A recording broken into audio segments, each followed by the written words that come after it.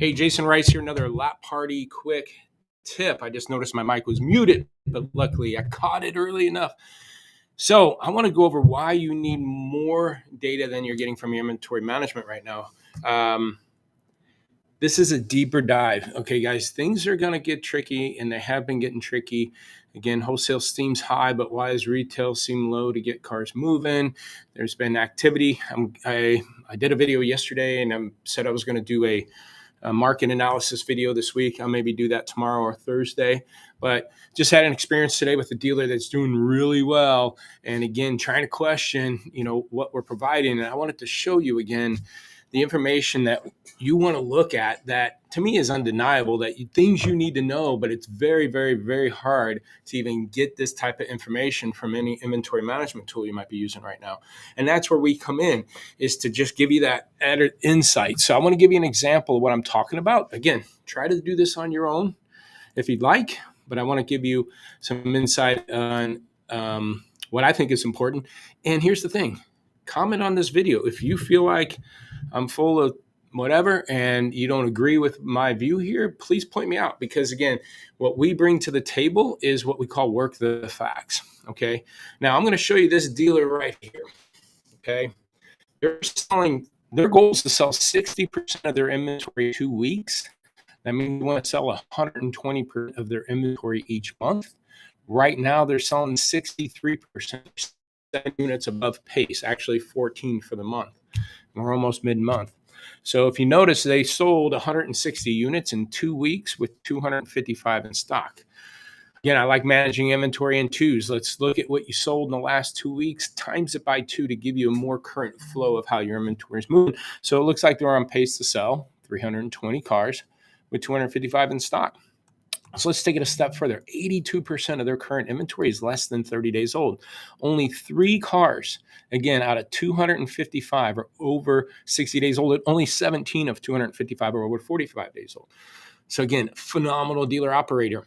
66% of their inventory sales of what they're selling is going out in the first 30 days, where you can see the average markups probably averaging a little over $3,000 a piece. Imagine having 66% of your sales going out that window of time. Now, this happened to be a CDK dealer, so that's where you get this little mishap in inventory data feed or sales information, but we're back on track now, okay? Here's the crutch. 27% of their sales are going out in this middle bucket. That's a number I want to bring down.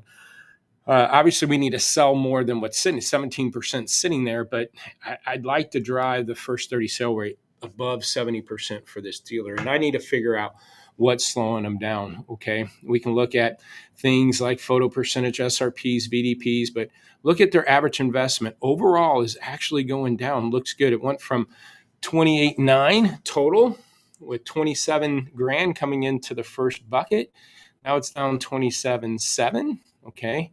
And bringing in 25.9s. Okay, so they're bringing down the average investment overall, and the pricing and stuff is in line. Okay, but here's the red flag I see. A couple here. Look at the leads per car. This blue line. August 14th was 3.6 leads per car. And at that time, only 42% of their inventory did not have any leads. And since the 14th, they've went from, let's go back, 3.6 leads per car, almost 3.7, and 42% not having leads, to now down to 2.2 leads per car, and 58% of their inventory doesn't have leads. So that one right there should be a red flag, even though everything else. Oh, and here's the other thing I noticed. If you look at how they're pricing their trade-ins, 102, 99, 97, 90, right down the line. Here's how they're pricing their purchases, though. 102, 103, then a big drop to 95%. Okay, that's about a 7-8% drop in price to market in that window of time. And that is what I think we need to change. But here's where I'm going to prove that concept. And again, go try to find this in your inventory management tool. Let's look at trades versus purchases. Again, right now, the full inventory is selling at 63%. When I look at their trades, they're moving at a 66% sale rate. Okay, so above average. And matter of fact, if I go look, again, they're priced effectively on them. But let's look at purchases. purchases are selling at a 56% clip. There's a 10% difference between how they're selling their purchases to how they're selling their trades. Now, keep in mind, 56% sale rate on purchases is great. You're selling 112% of your purchases every month, so you wouldn't think you'd have a big red flag. But hear me out again. What's the difference? Why? And if I can improve my situation on purchases, right? Maybe we're moving our trades too fast, giving them away too fast, and trying to protect and control grosses on these purchases, slowing things down. So now that I look at purchases alone and go back to these age buckets, okay, again, 28% now going out in that middle bucket. But let's take it a step further. Again, look at, let me go back up here, make sure we're looking at purchases. Now that we're looking at purchases, only 65% of their sales going out first 30 days. That's great. But look, 10% going out aged. Okay. We're not selling enough. That's sitting here, 22 units sitting 16 to 30, only on pace to sell 20. We need more units going out of that bucket or they're going to bleed through. And then here's the other deeper insight. Look at the average investment on their purchases. They've gone from 26.9 and 24 grand all the way up to 28.7. So $4,000 swing. Matter of fact, let's look at August 14th, 26 grand jumped to 28.7, almost $3,000 increase. Fresh bucket has increased over $4,000. Now, what I want to remind you was this. What happened on August 14th?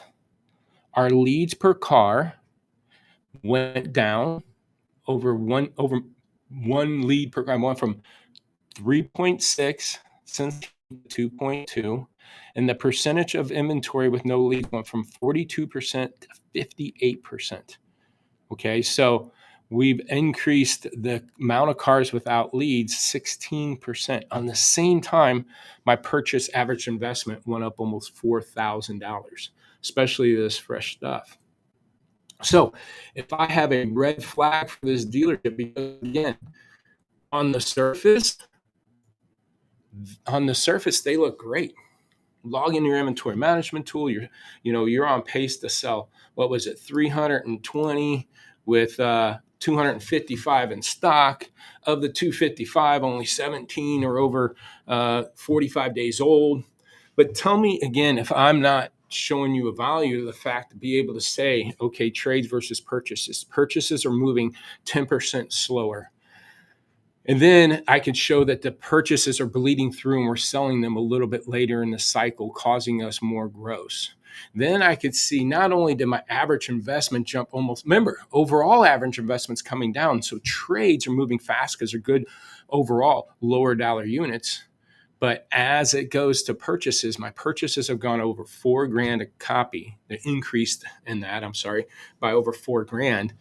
And it caused my leads per car and the percentage of my inventory not getting leads. Those are the things that you want to isolate, work the facts. You can't debate that. Tell me if I'm wrong if you don't agree with this approach. Because if I understand dealers, it's, hey, don't tell me how pretty I am. Show me my holes. Give me my exposure. Tell me what I am lacking at. And for this dealer here, it's impossible for him to see that information, that added data, in any current inventory management tool. And again, that's what we're going to do, is help you slice it out. Now, here's the magic of it. I'm going to show you something else real quick, because this is, to me, even the more important part. Let's isolate those purchases again. Okay. And let's isolate that 16 to 30. There's 22 units sitting 16 to 30. In a click of a button, I'm pulling up those purchases. Not only that, there's 22 of those sitting right there. I can take those cars and see which ones have no leads. Out of the 22, okay, 7 of them have no leads at all. Okay. Now, of that, let's just unback that up. I'm gonna clear that out. Okay. What I want to do now, and I should have done that before, but watch this. I'm gonna go back to these 22. Now, if you happen to have any leads on purchases that are sitting in 16 to 30 bucket, my assumption is if we happen to have any leads on the cars. I want to increase the contact ratio of those leads. Click of a button. Here are those leads. Here's a 12-day-old lead we haven't called an email in 10 days. Here's a 12-day-old lead, 11 days. 7-day-old lead, 5 days. 5-day-old lead in 5 days. 20-day-old lead we haven't called in 6 days, okay? In a click of a button, I can isolate those purchase units sitting in that 16 to 30 that's not going. So find that in your CRM. How are we missing that boat? Okay. Now, miss that boat. Okay. 7-day emails, 14-day phone calls, no rhyme. Then go look at the competitive set and look at auction data again. There's more information that I think you need to be looking at and exposing. Again, go do this if you can. Try to find this information in your current system because this is something you should be looking at. If you disagree with me, put it in the comments. If you agree with me, sign up for a demo. Just go to lotwalk.com. Let me show you what we can do to help you stay ahead of this changing market. Because again, the days of just looking at competitive set, auction data, MMR, day supply, price of market, cost of market, and no price changes in 7 days, have to change. You got to be doing stuff that no one else is doing and catch your holes sooner than later. With our weekly calls, daily access to the product to be able to see these things, train consistent training, 20 group, Lot Pop University to train you guys. We're here to invest in you to make you guys better operators. I share all this information free. Go do it yourself. But if you need help, reach out, lotwalk.com. I hope this was helpful. See you in a few days, a day or two for that market analysis.